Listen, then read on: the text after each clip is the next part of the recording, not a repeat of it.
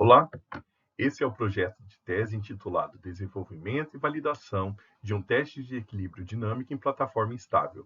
Me chamo Flávio Júnior Guidotti e sou orientado pelo professor Dr. Victor Hugo Alves Okazaki. O controle postural tem dois objetivos fundamentais: orientação corporal e o equilíbrio. Os desafios enfrentados pelo controle postural ocorrem em condições dinâmicas, situações em que as quedas comumente ocorrem. Portanto, a análise de situações dinâmicas é essencial para entender o controle postural. Uma possibilidade para análise do equilíbrio dinâmico são as plataformas de equilíbrio instável. As plataformas instáveis possuem diferentes aplicações, como avaliações e treinamentos do equilíbrio.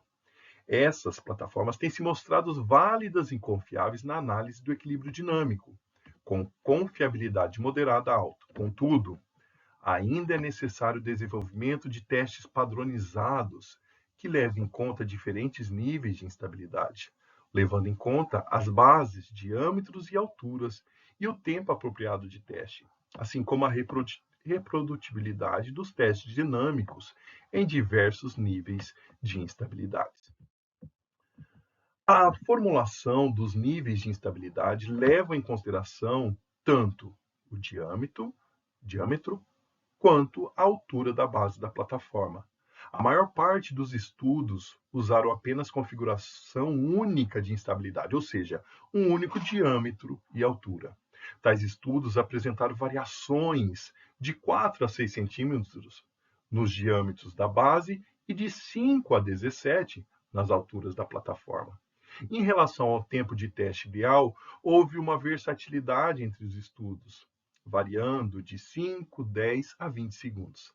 Assim, é essencial padronizar o teste dinâmico com vários níveis de instabilidade. Além disso, é fundamental considerar a capacidade desses testes em distinguir grupos populacionais.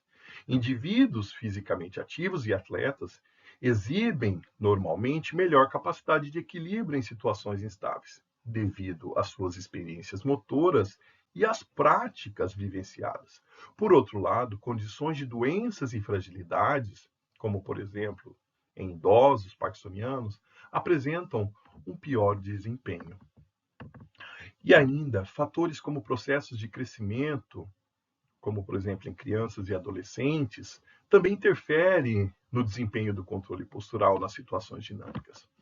Apesar das possibilidades da análise do desempenho do equilíbrio por meio de diversos instrumentos e testes, ainda há necessidade de testes padronizados que permita criar uma escala objetiva comparativa entre diferentes desempenhos de grupos populacionais.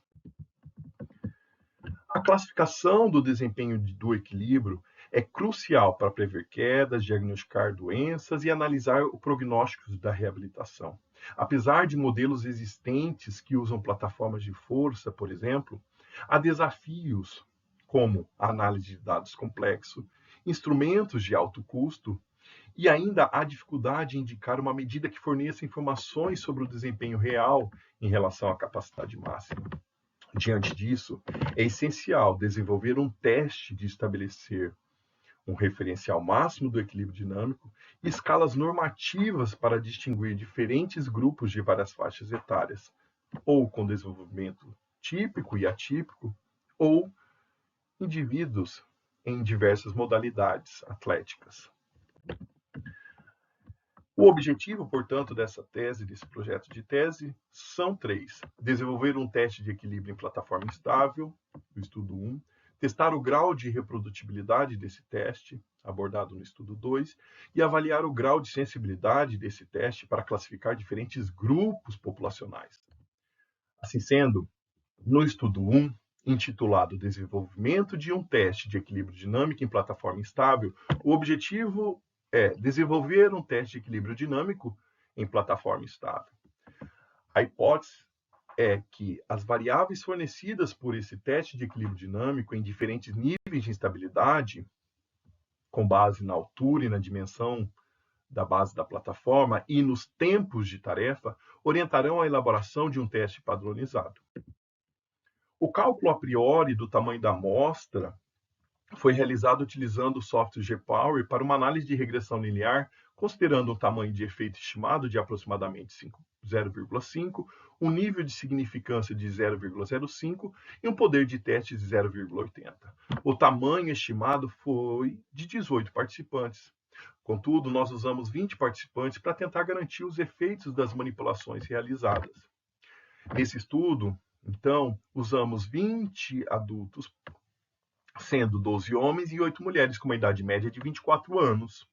Os critérios de inclusão foram ter idades entre 18 e 30 anos, não apresentar históricos de cirurgia nos últimos 2 anos, tanto em tronco quanto em membros inferiores, e não ter acometimento do sistema musculoesquelético, como, por exemplo, estiramento muscular ou lombalgia. E os critérios de exclusão seriam conseguir realizar o teste proposto. Todos os participantes assinaram o termo de consentimento livre esclarecido, responderam à anamnese, e esse estudo foi aprovado pelo Comitê de Ética da Universidade Estadual de Londrina. Uma plataforma, o desenvolvimento da plataforma formou a plataforma instável com medidas de 70 centímetros por 40, com 19 níveis de instabilidade, de 68 centímetros de diâmetro a 2 centímetros de diâmetro. Essa plataforma foi construída em madeira. As bases de instabilidade eram encaixadas na parte inferior e central da plataforma por meio de um pino, como pode ser visto na imagem. Quanto menor o diâmetro, maior a dificuldade para se manter em equilíbrio. Na parte inferior e laterais haviam 2 sensores acoplados, como pode ser visto na figura do lado esquerdo, para medir as variáveis relativas ao equilíbrio dinâmico. Esses dados coletados eram enviados a um adaptador e deixam ao computador com um software Dynamic Balance Task. E ainda, o desenvolvimento desta plataforma utilizaram 3 alturas, ou manipularam 3 alturas da plataforma, sendo 8 centímetros, 10,5 e 13,5 centímetros. Os testes foram realizados em 3 condições podais. Na perturbação médio-lateral, os pés eram afastados de uma linha no centro, como pode ser visto na figura A. Na perturbação antero-posterior, os pés eram centralizados na linha central, num apoio bipodal, como pode ser visualizado na figura B. E na perturbação antero-posterior, ainda nessa perturbação, os pés foram apoiados em semitandem, como pode ser visto na figura C. A tarefa consistiu em equilibrar sem tocar as bordas no solo.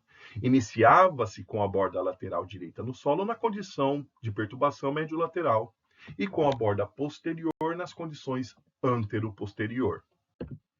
Os participantes realizaram uma tentativa de 30 segundos em cada condição podal, nos 19 níveis de instabilidade. E esses 19 níveis de instabilidade eram realizados nas 3 alturas da plataforma.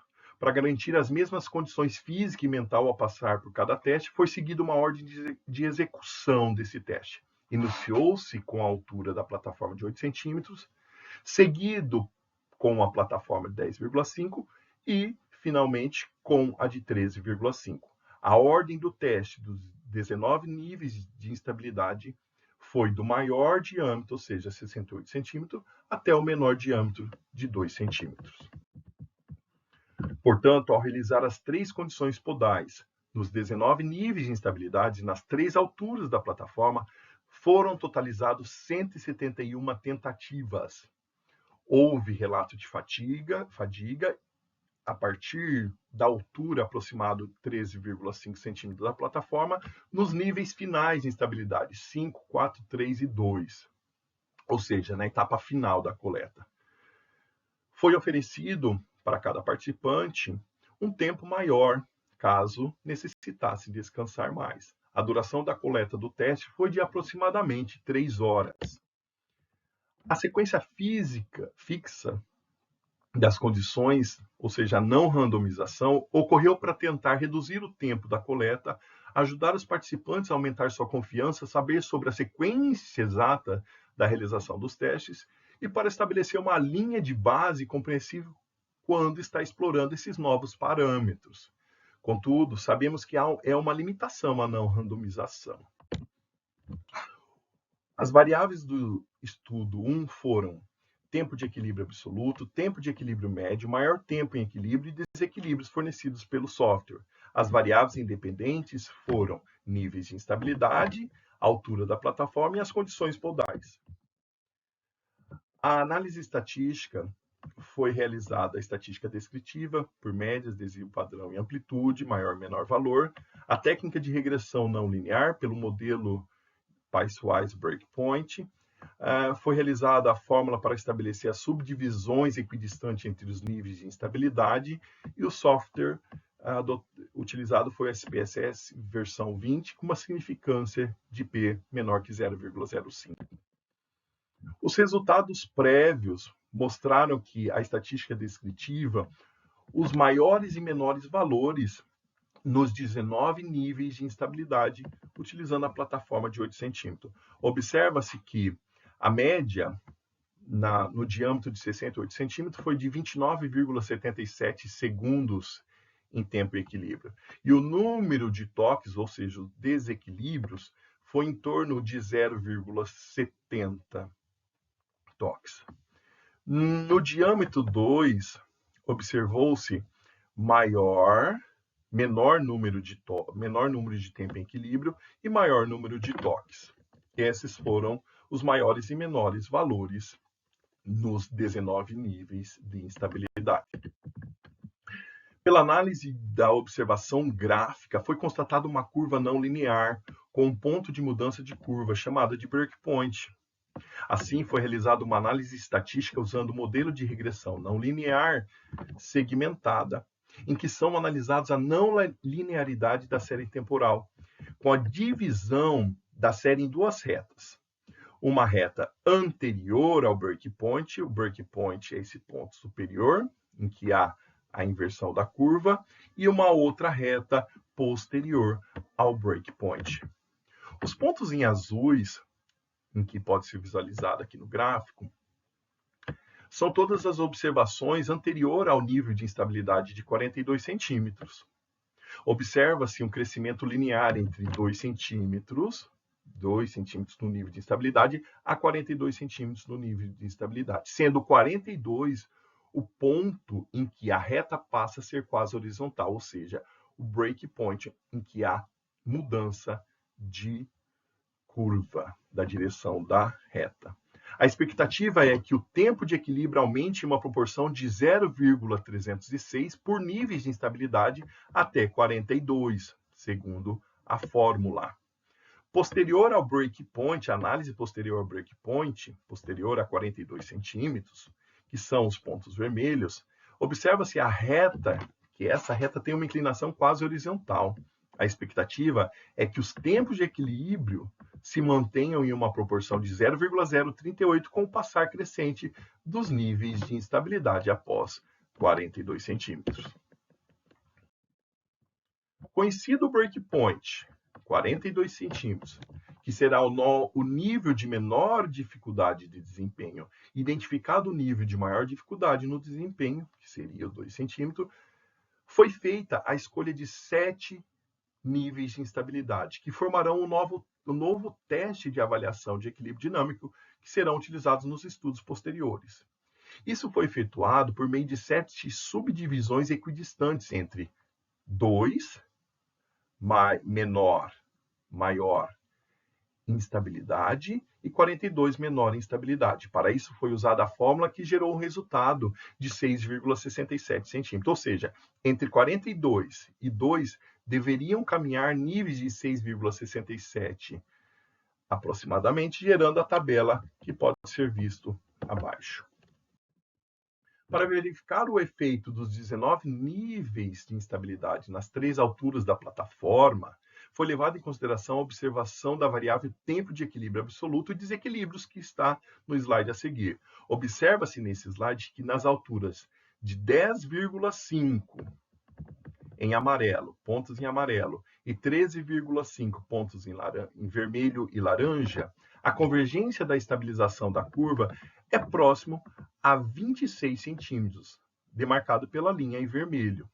Na altura de 8 centímetros, a indicação de convergência para um valor estável próximo a 42, demarcado pela linha azul. Isso fornece o nível a mais de instabilidade para ser analisado na altura da plataforma de 8 centímetros. Aqui nesse slide, na observação da variável número de toques, ou seja, os desequilíbrios, nota-se que há maior número de toques na plataforma de 8 centímetros. Observa-se aqui pelos pontos azuis. Sendo mais sensível, portanto, para identificar as correções por meio dos toques. Em contrapartida, as alturas 10,5 e 3,5, designado pelos pontos vermelhos e laranjas, apresentam menos toques, tornando menos sensível para identificar as correções por meio dos desequilíbrios. Em relação ao desenvolvimento da escolha do tempo critério, foi analisada a variável maior tempo em equilíbrio. Os critérios de escolha foram escolher um valor em que não contemplasse a maior parte dos participantes para evitar o efeito θ, em que todos os participantes alcançariam o tempo critério, assim como evitar o efeito chão, em que a maioria dos participantes jovens não conseguiria alcançar o tempo critério. Assim sendo, com base na média de 8,21 segundos da amostra analisada, foi selecionado o tempo critério de 10 segundos. Portanto, o estudo 2, intitulado Reprodutibilidade do teste de equilíbrio dinâmico em plataforma estável, teve o objetivo de avaliar a confiabilidade das medidas do teste de equilíbrio dinâmico desenvolvido no estudo 1. A hipótese foi que as variáveis fornecidas pelo teste demonstrarão confiabilidade alta a moderada. Esse é um estudo caracterizado como experimental. Participarão do estudo 30 adultos jovens universitários, assinarão os consentimentos e o termo de consentimento livre esclarecido. Esse estudo também foi aprovado pelo Comitê de Ética e os critérios de inclusão e exclusão serão os mesmos abordados no estudo 1. O desenvolvimento do instrumento será uma única plataforma com 7 níveis de instabilidade, variando de 2 a 42 centímetros e na altura de 8 centímetros. Lembrando que esses níveis de instabilidade e essa altura foram obtidos no estudo 1, pelas análises do estudo 1. O estudo consistirá em 2 sessões de coleta de dados realizadas com um intervalo de 7 dias entre elas. O objetivo do teste será permanecer 10 segundos, que é o tempo critério, e progredir para os próximos níveis. Serão 7 níveis de dificuldades, conforme pode ser visto. Do mais estável, 42, passando por 35, 29, 22 centímetros, 15, 9 e 2 centímetros. Essas instabilidades, esses níveis de dificuldade, são dados pelos diâmetros da base. E serão realizados em 2 condições podais, médio lateral e antero posterior. O protocolo do teste consistirá em realizar até 3 tentativas de 1 minuto em cada nível para tentar atingir o tempo critério de 10 segundos. Se alcançar 10 segundos na primeira tentativa de 1 minuto, progride diretamente para o próximo nível. Portanto, em cada condição podal, tanto médio lateral quanto antero posterior, os participantes tentarão passar pelos 7 níveis, iniciando sempre do mais fácil, 42 centímetros, até o mais difícil.